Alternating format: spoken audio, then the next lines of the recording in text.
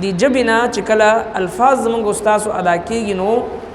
اول هغه الفاظ تلل پکار دي بعض اوقات داسې الفاظ د خلینا ادا شي هغه الفاظ وي کلمات تشکر وي د الله عظمت او د بڑای الفاظ وي هغه د وجه د انسان ټول ګناهونه معاف شي سبحان الله وبحمده سبحان الله العظیم په جبه باندې سپک دي او د میزان په تله باندې درنې دي د رب العالمین په نسبت انتهایی محبوب دي لا حول ولا قوة الا بالله دو کلمات دي خدا الله رب العالمین د عرش د خزانونه یو خزانه دغه کلمات دي لا حول ولا قوة الا بالله سورة المائدہ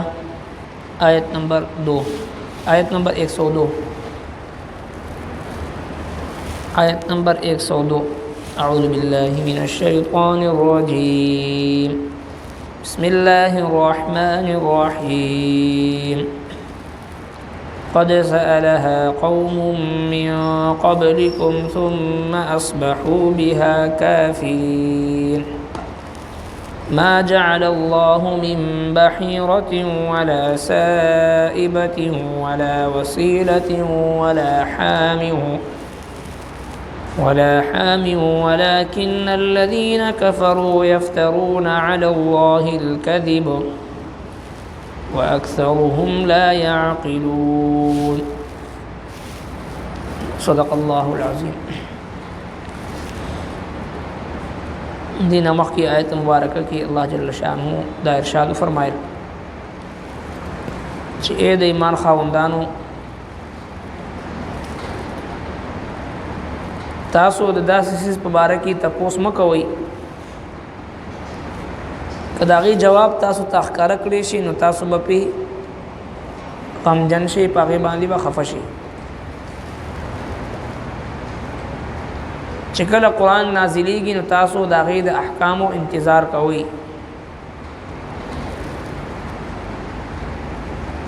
او چې د کوم څیز تاسو ته الله جل شانه حکم نه درکړی هغه تاسو ته معاف دی نننې په دې وړومبي آیت کې الله جل شانه فرمایي چې یقینا تاسو نه مخکني قومونو د دې سوالات او تپوسونه بیجا کړو بیا دغه بیجا سوالاتو او بیجا مطالباتو د وجنا هغوی گمراه شو کافران شو او بیا په دې دویم آیت مبارکه کې الله جل شانه د مشرکین او هغه چې کوم باطل سوچ مطابق هغوی د مختلفو سارو سره مختلف قسمه په شرک کې هغوی مبتلا سارو به غوږ وشلو او هغه به د بوتانو په نوم باندې به وقف کړو او دغسې سارو په باره کې به منت ومنلو چې کله هغه منت نظر پوره شو نو هغه به د بوتانو په نوم پرېښودو او ساروي به داسې و چې مسلسل به ماده بچې روړو نو هغه به هم د بوتانو په نوم باندې پرېښودو هغه ته به یې څه غږ نه کو او څه اوخه داسې به وه یا اوخ داسې و چې هغه مسلسل لس بچي هغه چې دی روړو نر هغه به هم چې د بوتانو په نوم باندې پرېښودو هغې سره به څه تعارض او تعلق هغه به یې نه ساتو هغه ته به یې څه نه ویل نو الله تبارک وتعالی په دې باطل عقیده باندې او باطل سوچ او فکر باندې ممانعت فرمایلی قد سألها قوم یقینا تپوس کړو د داسې سيزونو قوم یو قوم من قبلکم مخکې تاسو نه مخکې قومونو هم د دې تپوسونه کړو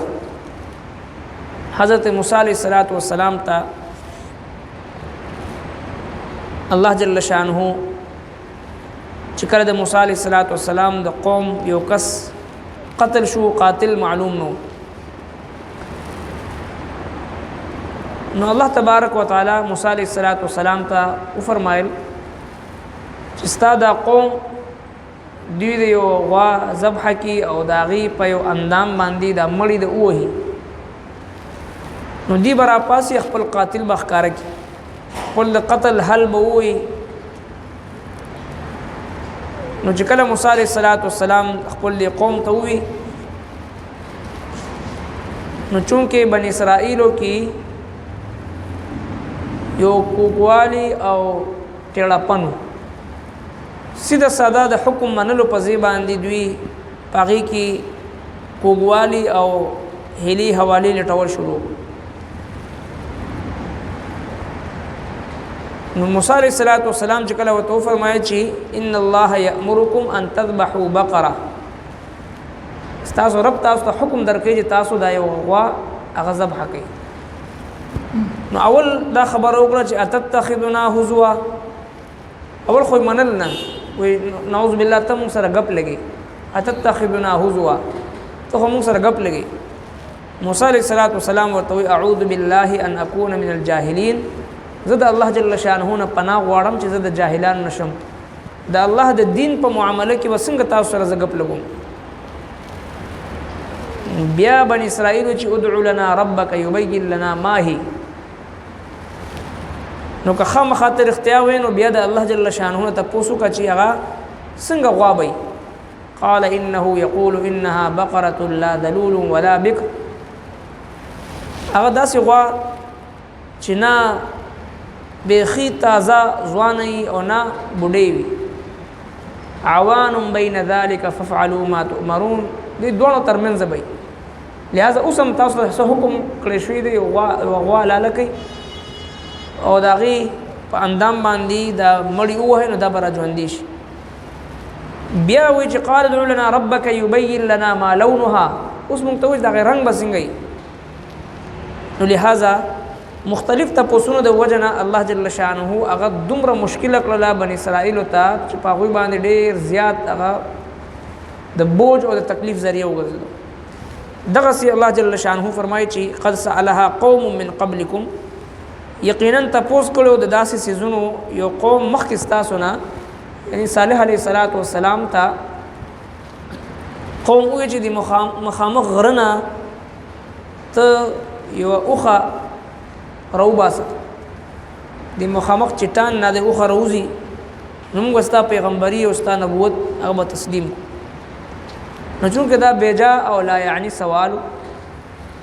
د مسلمان شان داوی چې الله تبارک وتعالی چې کوم حکم دته کړي بلا چونچرا هغه په دې باندې به عمل کوي د خپل د عقل دایره کار هغه د دین اسلام په باره کې د الله جل شانه د ذات په باره کې به نه استعمالوي ځکه د انسان عقل دا محدود دی د الله تبارک وتعالی ذات هغه لا محدود دی لا متناهي ذات دی چې کوم ځای پورې د انسان سوچ او فکر او تصور او عقل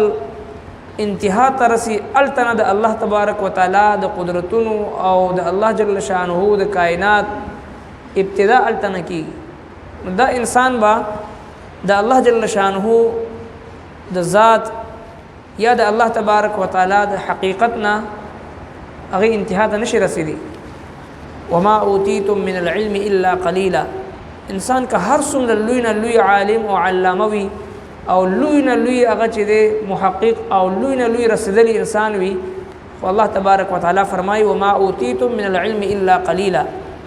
تاسو ته ډېر کم علم درکړی شوی دی نو لہذا چې کم علم راکړی شوی دی نو د هغه علم مطابق چې کله موږ ته د حلال د حرام د جایز او د ناجایز د کولو د نه کولو حکم ملو شي نو بلا چون چرا په هغې باندې عمل کول پکار دی که چېرې مونږ د هر څیز علت لټول شروع کړو چې یاره الله جل شانه چې دا څیز هغه کړی دی حرام کړی دی نو په دې کې دا حکمت دی زه چې کوم کار کوم نو هغې کې دا شی نشته دی نو لهذا کېدای شي هغه حلال وي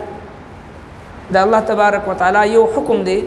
واحل الله البيع وحرم الربا ما بیع او کاروبار حلال کړی دی سود حرام کړی دی اوس چې څومره اقسام د سود دی هغه ټول حرام دی نو که یو کس هغې دپاره هیلې حوالې لټوي چې بھائی سود خو هغه دی چاته نقصان رسي زه داسې سود کوم چې هغې کې چاته نقصان نه دی شراب خو هغه چې کوم د انګور نه جوړي او سړی نشه کوي زه داسې شراب جوړوم چې په هغې کې چې دی هغه د انګور نه دی هغه د نورو څیزونو نه جوړ دی زموږ ستاسو معاشره هغه چې کوم د حرامو څیزونو نه د جرایمو نه ډکه ده هغه دغه هیلي حوالې سره موږ ستاسو په معاشره کې چې دی هغه دا ګناهونه کېږي رشوت اخیستل کېږي نوم ولا بدل کړی شي شراب څښل کېږي د هغې نوم بدل کړی شي سود کاروبار کېږي د هغې نوم او هیلې حوالې ورته بدل کړی شي خو د مسلمان شان هغه دا نه وي څرنګه چې الله تبارک وتعالی دا قومونه هلاک کړل چې صالح علیه السلام دعا وکړه اوښه راووتله بیا د دغه قوم په مطالبه باندې چې کومه اوښه پیدا شوه دوی په خپله باندې هغه اوښې سره بیا ظلم زیاتې شروع تر دې پورې چې هغه قتل کو هغه ختم کو نو الله جل شانه د هغې په وجه باندې په دې قوم باندې عذاب راوست او دا قوم هلاک شو نو د قوم هلاکت ذریعہ د دوی خپل هغه سوال بیجا او لا یعنی سوال په کار دا و چې دوی د خپل د وخت پیغمبر اتباع کړی وي د هغه نقش قدم باندې بلا چون چرا واطیعوا الله واطیعوا الرسول د حکم مطابق د الله او د الله د رسول اطاعت کړی وي او د خپل د آخرت تیاری کړی وي دا لا یعنی سوالات چې غوا به څنګه یي د دې غره نه چې دی اوښه راوباسه او دا سپوږمۍ چې دا دوه ټوکړې کا او دا سوالات چې کوم لا یعنی سوالات دي د دین بعد چې کله دی خلقو دی قومونو بیا هم د الله د وخت د پیغمبر انکار وکړو الله جل شانه په هغوی باندې عذابونه راوست نو لہذا منګو تاسو د پاره دعوت فکر دی چې د یو مسلمان شان داوي چې هغه بلا چون چرا د خپل آخرت په فکر کې مشغول وي شپه ورځ او دغه لا یعنی مباحث او مباحثې او مذاکرې دا د انسان په زړه کې ظلمت او تیارې پیدا کوي او بعض اوقات په دغه مباحثو کې لا یعنی خبرو کې د انسان د خلینا کلمه کفر وزي حدیث پاک کې راځي چې دغه کلمه کفر د وجه نه انسان د جهنم د کندو یو کند ته ورسېږي د سره احساس نه او داسې کلمات د جبې نه ادا شي بعض اوقات دغه جبه د انسان د پاره هم قلا ده او هم بلا ده او چې کله دا جبه غلط استعمال شي نو یو څو کلمات د خلینا داسې وزي چې د انسان چې د دایره اسلام نم خارج شي نکاح مات شي او دغه سي چې ډېر لوی د جرمونو مرتکب سړی ګرځېږي د جبې غلط استعمال له وجه نه دی وجه د الله محبوب پیغمبر فرمای چې په ورځ د محشر د جهنم تطلو ولا ټولنا لوی تعداد د جهنميانو هغه د جبې غلط استعمال د وجه نه هغه به جهنم ته ځي لہذا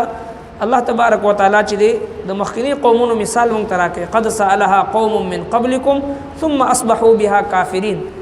تاسو نه مخکې ډېر قومونه داسې او داسې سوالات به کول د پیغمبرانو نه د هغه سوالاتو په نتیجه کې هغوی کافران شو کفر اختیار کړو او دغه سوالاتو په نتیجه کې په هغوی باندې الله جل شانه عذابونه مسلط کړل نو لہذا دی جبې نه چې کله الفاظ زموږ ستاسو ادا کېږي نو اول هغه الفاظ تلل پکار دی بعض اوقات داسې الفاظ د خولې نه ادا شي هغه ښه الفاظ وي کلمات تشکر وي د الله عظمت او د بڑایي الفاظ وي هغې د وجه نه انسان ټول ګناهونه معاف شي سبحان الله وبحمده سبحان الله العظیم په ژبه باندې سپک دی او د میزان په تله باندې درنې دی د رب العالمین په نظر باندې انتهایی محبوب دی لا حول ولا قوة الا بالله دو کلمات دی خو د الله رب العالمین د عرش د خزانونه یو خزانه دغه کلمات دی لا حول ولا قوة الا بالله لہذا داسې کلمات چې کوم د انسان د مسلمان د ترقی ذریعہ د هغه کلمات ادا کول پکار دی په ناسته ولاړه په هر حالت کې د الله تبارک وتعالی د نعمتونو شکر ادا کول پکار دی داسې سوالات داسې خبرې اترې چې هغه نه د هغې دنیاوي فایده وي او نه اخروي فایده وي نو الله تبارک وتعالی د هغې نه ممانعت فرمایي مخکینی قومونو د کفر سبب الله جل شانه او په هغوی باندې د عذابونو د راتلو سبب هغه لا یعنی سوالات هغه ذکر کړی دی قد سألها قوم من قبلكم یقینا تپوس کړو داسې سوالونو د داسې څیزونو قوم یو قوم من قبلكم مخکې ستاسو نه ثم اصبحوا بها کافرین بیا شول دوی په وجه د هغې کافران دغه لا یعنی سوالات د هغوی دپاره د کفر او د عذاب مستحق جوړېدو ذریعه وګرځېدل ربنا تقبل منا إنك أنت السميع العليم وتب علينا إنك أنت التواب الرحيم برحمتك